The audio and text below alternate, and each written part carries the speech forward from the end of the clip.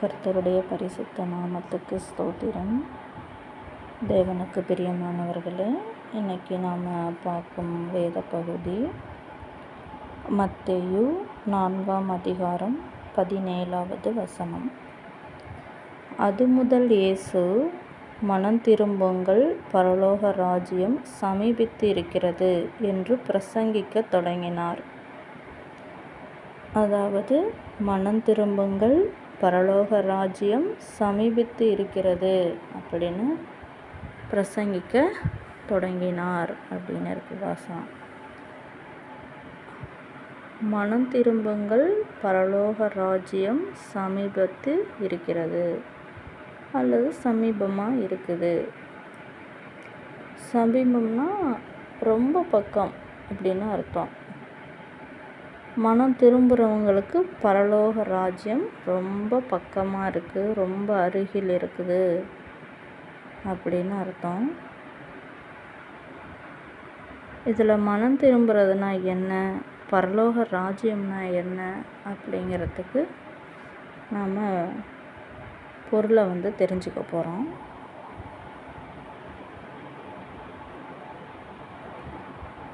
மனம் திரும்புங்கள். மனம் திரும்புறதுனா என்ன அப்படின்னு ஏற்கனவே சொல்லியிருக்கேன், எப்படி மனம் திரும்பணும்னு. மனம் திரும்புறதுனா கவனிக்கணும். அதாவது நான் எல்லா வீடியோலையும் சொல்லியிருக்கிறேன், கவனமாக இருக்கணும், கவனிக்கணும் நம்மளை அப்படின்னு. ஏன் அப்படின்னா, கவனிச்சாதான் நம்மக்கிட்ட என்ன குறை இருக்குது அப்படிங்கிறதே நமக்கு தெரிய வரும். நம்ம கவனித்தா மட்டும்தான் நம்ம மனதை, நம்ம எண்ணங்களை கவனித்தாதான் நாம் எவ்வளோ குறைகளோடு, எவ்வளோ தேவனுக்கு விரோதமாக நாம் இருக்கிறோம், தேவனுக்கு பிடிக்காத காரியமெல்லாம் எப்படி செஞ்சிகிட்ருக்குறோம், எவ்வளோ செஞ்சிகிட்ருக்குறோம் அப்படிங்கிறதெல்லாம் தெரியும் நமக்கு. அப்போ கவனிக்கும்போது நம்ம குறைகள் நமக்கு தெரிய வருது. அந்த குறையை தேவன்கிட்ட ஒப்பு கொடுக்கும்போது அதை நமக்கு கர்த்தர் நம்மளை அந்த குறைகள்லேருந்து, அந்த பாவத்துலேருந்து நம்மளை ரட்சிக்கிறாரு. இனி மீண்டும் அந்த தவறை செய்யாதபடிக்கு நம்மளை மாற்றுறாரு. அப்போ முதலாவது நம்ம கவனிக்கணும். நம்மளை கவனித்தாதான் நம்ம குறை என்னங்கிறது நமக்கு தெரிய வரும். அந்த குறை தெரிய வந்துடுச்சு அப்படின்னாவே ஆட்டோமேட்டிக்காக கர்த்தர் நம்மளை அந்த குறையிலிருந்து, அந்த தவறிலிருந்து நம்மளை தேவன் விலக்கி பரிசுத்தமாக வாழ உதவி செய்வார். கவனிச்சாதான் மனமே திரும்ப முடியும். நம்மளை கவனிக்கலை அப்படின்னா ஒருபோதும் மனம் திரும்பவே முடியாது. மனம் திரும்ப வாய்ப்பே இல்லை. 100% நம்மளை கவனிக்கலை அப்படின்னா 100% சொல்கிறேன், மனம் திரும்புறதுக்கு வாய்ப்பே இல்லை. மனமே ஒருத்தர் திரும்ப முடியாது. பேருக்கு வேணால் நான் கர்த்தரை ஏற்றுக்கிட்டேன், இயேசுவை ஏற்றுக்கிட்டேன் அப்படின்னு சொல்லிக்கலாம். நான் ஞானஸ்நானம் எடுத்துட்டேன், நான் ரட்சிக்கப்பட்டுட்டேன் அப்படின்னு பேருக்கு வேணால் சொல்லிக்கலாமே தவிர, கவனிக்கலை அப்படின்னா 100% ஒருத்தர் மனம் திரும்பவே முடியாது. அப்போ மனம் திரும்புறது அப்படின்னா என்னன்னா, முழுவதும் நம்மளை கவனிக்கிறது தான். ஏன்னா கவனித்தாதான் நம்மக்கிட்ட என்ன தவறு இருக்குங்கிறது தெரியும். அந்த தவறு கவனத்தின் மூலமாக தான், நம்ம கவனிக்கிறதன் மூலமாக கர்த்தரே நம்மளை அந்த தவறிலிருந்து விடுதலை செய்வார், பாவத்திலேருந்து விடுதலை செய்வார். நம்மக்கிட்ட இருக்கிற குறையெல்லாம் சரி செய்ய முடியும். அப்போ தான். கவனிக்கலைன்னா இது சரியாகாது. நம்ம மனமானது திரும்பாது. நம்ம நல்லவங்க, நான் நல்லவன் அப்படின்னு நாம் சொல்லிக்கிட்டு, நாம் பேசிக்கிட்டு, நம்மளை நாமளே புகழ்ந்துக்கிட்டு, நம்மளை நாமளே மெச்சிக்கிட்டு, பெருமை பேசிக்கிட்டு இருக்க வேண்டியது தான். அதனால் கவனிக்கணும். முதலாவது மனம் திரும்பணும் அப்படின்னு விரும்புகிற யாராக இருந்தாலும் கவனிக்கணும். நம்ம உள்நோக்கி நம்ம மனதை, எண்ணங்களை, நம்ம செயல்களை கவனிக்கும்போது நமக்கு நம்முடைய தவறானது சுட்டி காட்டப்படும். அப்போது தேவனால் அந்த தவறிலிருந்து நமக்கு விடுதலை கிடைக்கும். அதுக்கு பேர் தான் மனம் திரும்புறது. ஒரு காரியம் 2 காரியம் இல்லை, முழுவதும் கவனிச்சுக்கிட்டே வரும்போது எந்த அளவுக்கு நமக்குள்ளே நிறைய மிஸ்டேக் இருக்குது அப்படிங்கிறது தெரிய வரும். அப்போ தான் புரிஞ்சிக்கவே முடியும். இதன் அனுபவத்தின் மூலமாக தான் இதை நீங்களும் இருந்தாலும் வேறு யாராக இருந்தாலும் புரிஞ்சிக்கவே முடியும். கவனித்து இந்த அனுபவத்தை பெறலைன்னா இது புரிஞ்சிக்க முடியாது, ரொம்ப சிரமம். அதனால் மனம் திரும்பணும்னு ஆசைப்படுற எல்லாருமே கவனிக்கணும். கவனித்தா மனம் திரும்ப முடியும். கவனிக்கலைன்னா மனதை ஒருபோதும் திருப்ப முடியாது தேவனிடமாக. ஏன்னா கவனத்தின் மூலமாக தான் நம்மளுடைய செயல்கள் மாற்றமடையுது. ஏன்னா கவனிக்கும்போது தான் நம்ம எவ்வளோ தவறுகள் செய்கிறோம், எவ்வளோ மிஸ்டேக் பண்ணுறோம் அப்படிங்கிறது நமக்கு தெரிய வருது. பழைய மனுஷனை அப்போ தான் களைந்து போட முடியும், புதிய மனுஷனை தரித்து கொள்ள முடியும். பழைய மனுஷன் பாவம் செய்கிறது பழைய மனுஷனோட தன்மை நமக்குள்ளே இருக்குது. அதை களைந்து போடணும் அப்படின்னா புதிய மனுஷனை தரித்து கொள்ளணும். அதுக்கு கவனிக்கணும். அப்படி கவனித்தாதான் நம்ம புதிய மனுஷனை தரித்து கொள்ளவே முடியும். இப்போ மனம் திரும்புதல் அப்படின்னா நாம் ஒரு அந்நிய பாஷை பேசுகிறதோ அல்லது தேவனை நான் ஏற்றுக்கிட்டேன் அப்படின்னு பேருக்கு சொல்லிக்கிறதோ அல்லது நான் இந்த மதத்துலேருந்து அதாவது இதிலேருந்து இதை ஏற்றுக்கிட்டேன், நான் மனம் மாறிட்டேன் அப்படின்னு சொல்கிறதோ எதுவும் கிடையாது. அதாவது முழுவதும் நம்மளுடைய நடத்தைகள் முழுவதும் மாறக்கூடிய ஒரு நிலை தான் மனம் திரும்புதல். அப்போ நம்ம மனமானது முழுவதும் மாறி இருக்கும் மனம் திரும்பணும் அப்படின்னா.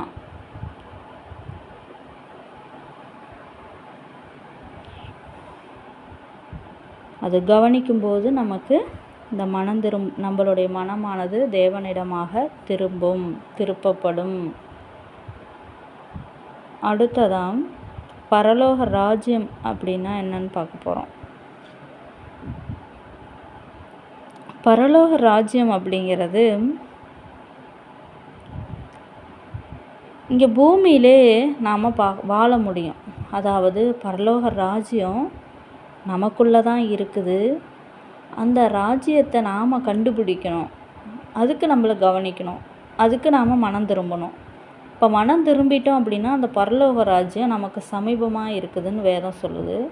அந்த பரலோக ராஜ்யம் நமக்குள்ளே தான் இருக்குது. அந்த ராஜ்யம் இந்த பூமியில் நாம் வாழும்போதே வாழ்கிற வாழ்க்கை ஆசீர்வாதமானதாகவும்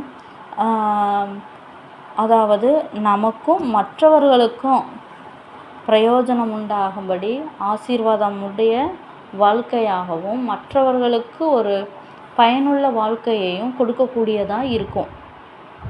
அந்த பரலோக வாழ்வை நாம் இந்த பூமியில் இருக்கும்போது வாழும்போதே நாம் பார்க்க முடியும். அதனால தான் பரலோக ராஜ்யம் சமீபமாக இருக்குதுன்னு சொல்லி வேதம் சொல்லியிருக்கு.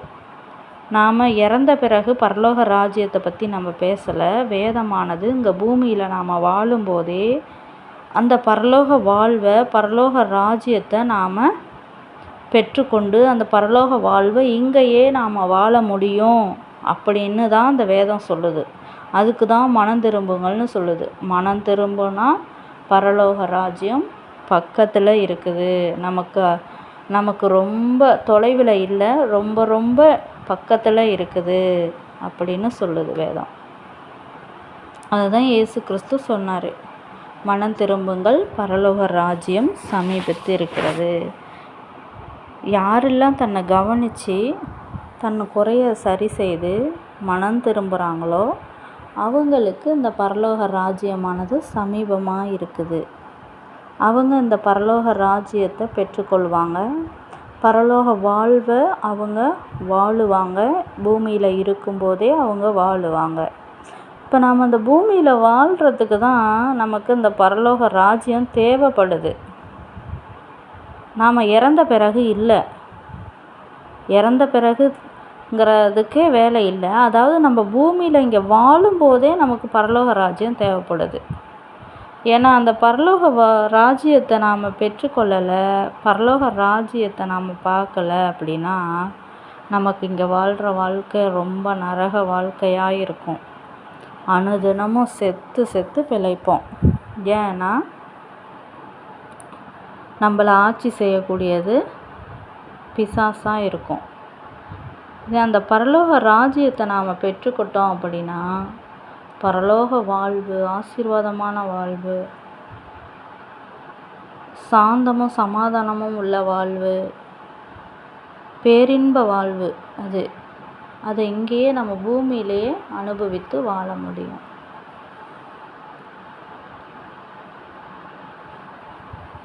அதுக்கு தான் இந்த பரலோக ராஜ்யத்தை நாம் பெற்றுக்கணும் அப்படின்னு வேதமானது சொல்லுது. பரலோக ராஜ்யம் நமக்குள்ளே தான் இருக்குது. அதை நாம் கவனிக்கும்போது அந்த பரலோக ராஜ்யம் என்னங்கிறது நமக்கு தெரிய வரும். அதனால் முதலாவது கவனிக்கணும். கவனம்தான் ரொம்ப முக்கியமாக இருக்குது. கவனிக்கிறவங்களுக்கு பரலோக ராஜ்யம் சமீபமாக இருக்குது. அவங்க பரலோக ராஜ்யத்தை பெற்றுக்கொள்ள முடியும்.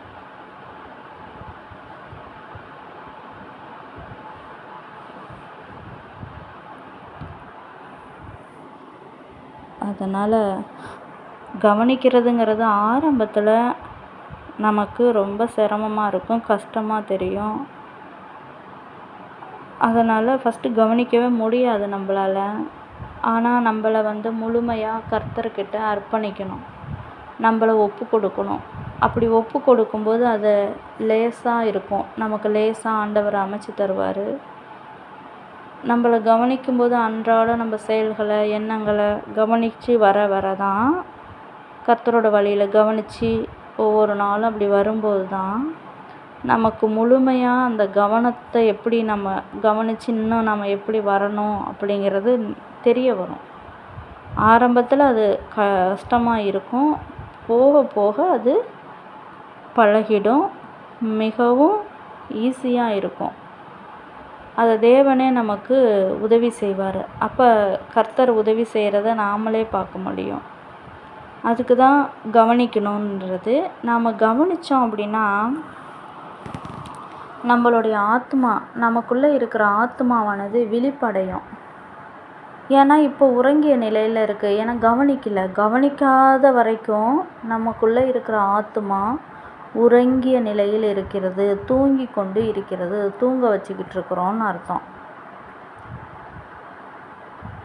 நம்ம எப்போ கவனிக்க ஆரம்பிக்கிறோம் அப்படின்னா எப்போ கவனிக்க ஆரம்பிக்கிறோமோ அப்போ தான் நம்மளுடைய ஆன்மா விழிக்க தொடங்குது அப்படிங்கிறதுக்கு அர்த்தமாகுது. அதனால் நம்ம தூங்கிக்கிட்டு இருக்கிறதுனா நம்ம டெய்லி அன்றாடம் தூங்குறத நான் சொல்லலை. நம்மளுடைய ஆத்மாவானது தூங்கிக்கிட்டு இருக்குது. அதுக்கு நாம் கவனிக்காமல் இருந்தோம். எப்போல்லாம் நம்ம கவனிக்காமல் இருக்கிறோமோ அப்போல்லாம் நம்ம ஆத்மா தூங்கிக்கிட்டு இருக்குது. எப்போ நம்ம கவனிக்கிறோமோ அப்போ நம்ம ஆத்மா விழிப்பாக இருக்குது. அதனால் எப்போதும் மனம் திரும்பணும் அப்படின்னா கவனிக்கணும். நம்ம ஆத்மா விழிப்படைஞ்சாதான் மனம் திரும்ப முடியும். பரலோக ராஜ்யம் சமீபமாக இருக்குது. அப்போ தான் பரலோக ராஜ்யமானது நமக்கு கிடைக்கும். அதனால் மனம் திரும்பாத வரைக்கும் பரலோக ராஜ்யம் கிடைக்காது, சமீபமாக இருக்காது. அதுக்கு பரலோக ராஜ்யத்தை பெறுவதற்கு நம்ம ஆத்மா மிகவும் அவசியமானது. அதனால தான் நம்ம ஆத்மாவானது விழிக்கணும். நம்ம ஆத்மா விழிக்கணும் அப்படின்னா நாம் கவனிக்கணும். கவனித்தா மனம் திரும்ப முடியும். மனம் திரும்பினா பரலோக ராஜ்யம் நமக்கு சமீபத்தில் இருக்குது, அது கிடச்சிரும். அதுதான் வேதம் சொல்லுது. அதனால் ஒவ்வொரு நாளும் கவனித்து எந்த செயல்களையும் நாம் செஞ்சால் கர்த்தரோட கிருபையையும் இரக்கத்தையும் நாம் பெற்றுக்கொள்வோம், பரலோக ராஜ்யத்தையும் நாம் பெற்றுக்கொள்வோம். நல்லது. கர்த்தர் கர்த்தருக்கு ஸ்தோத்திரம். கர்த்தருக்கு மகிமை உண்டாவதாக. கர்த்தர் பெரிய காரியங்களை செய்வாராக. கர்த்தர் நல்லவர். அவர் கிருபை என்றும் உள்ளது.